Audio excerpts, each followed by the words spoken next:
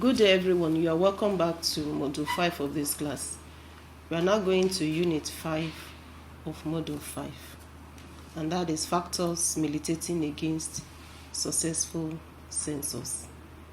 In Nigeria, we will say that we have not even really gotten the accurate number of people in this country.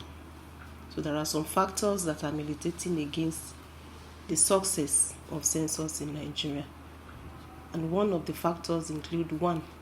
Inadequate statistician and demographer to process census data.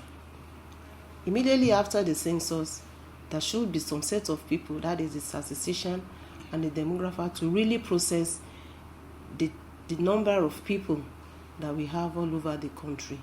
And if this is inadequate, that is the people that will process it, it will definitely be a factors militating against the success of it in the country. And the second one is poor communication and transportation system. Poor communication in relation to when and how, in telling the people on how the census is going to carry out and how they are going to do it. And more of it is the transportation system. There are some places that we will find out that when going to that area, maybe as a result of bad roads or anything, we all agree with me that in this nation there is no good roads. So this will be a factor militating against a successful census. Another one is poor publicity of census programs. Of recent, I heard over the news that the census is going to take place and people should stay in wherever they are so that they will be counted. But you find out that some people will be going back to their villages so that they will go and do the census there. But it's not good enough. So if there is more publicity for the people so that they will stay in wherever they are and carry out the census program, there will be accurate factors, there will be accurate success in it. But if there is poor publicity, there won't be accurate census. So it's the factors militating against the successful census in Nigeria. And another one is late processing of census program.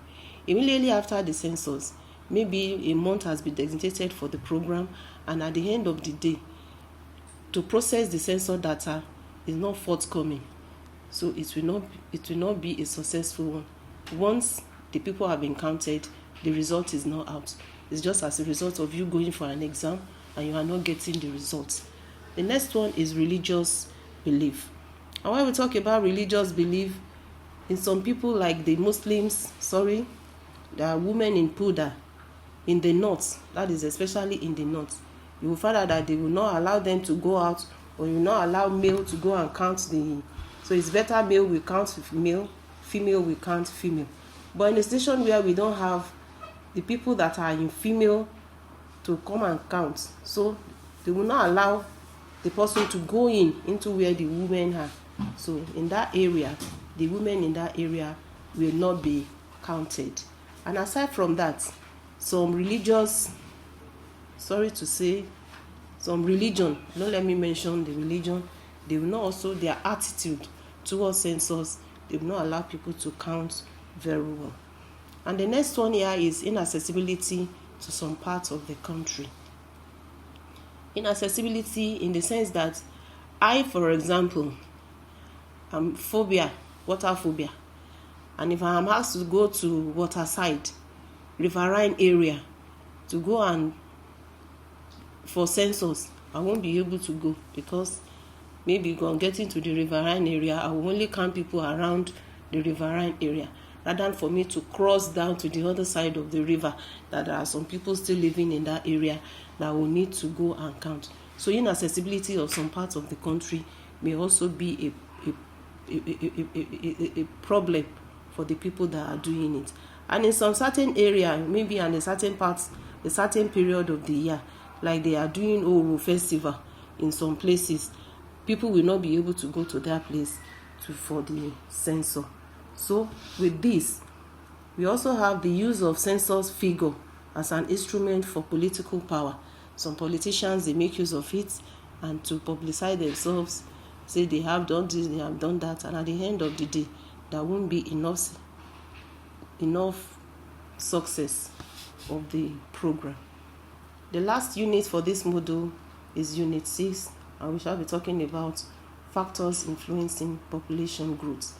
And among the factors influencing population growth, one we have the birth rate, and the second one is mortality rate. And under the birth rate, you will agree with me that on birth, you see that there are some people that have enough money in relation to their occupation. They are well-to-do. They are people of prestigious occupation. They have fewer children than those with less prestigious occupation. You find out that a well-to-do person will have only 1 or 2 children, and while a farmer or a artisan will have 7 children, 10 children. These are the factors that influence population growth. I'm talking about the birth rate now. We'll go to the mortality rate. But in birth rate, we also have income. The higher your level of income, the lower fertility level. And also, the lower the level of income, the higher the fertility level. When you have enough money, you can take care of the amount of children that you want to give birth to. But there are some people that they have low income and yet they have high fertility level, of which will help to increase that will influence the population growth. You also have urbanization. And when we talk about urbanization has to do with the fertility rate in rural area. In rural area, we have higher rates of birth than the urban area. So let's talk about the mortality rate. Another mortality rate has to do with death. And when we talk about this death in simple terms, it's occurrence of death, and we measure it by determining the ratio of the number of deaths per year to the total population of an area. The social class can also be a way of which we want to look into the influence of mortality rate. The social class, as a prestigious level of a group of population, the death rates may go down because they are well-to-do, and they have enough money to take care of themselves. So that rate may be a little bit. Then we also have sex differences. In many societies, male mortality is higher than that of female at almost every age. Then marital status. Married women, they tend to live longer than unmarried ones. Also, rural-urban differences in mortality level. In the urban area, there is higher death rate than the rural area.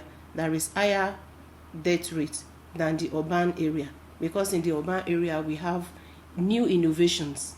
They have good environment, they take care of themselves, adequate medical facilities, public health campaign, and at times they have free medical services in the urban area than in the rural area. So with this, we have come to the end of this module. I believe you enjoyed the class, and we'll meet at the next module, that is module 6. Thanks for listening, and God bless.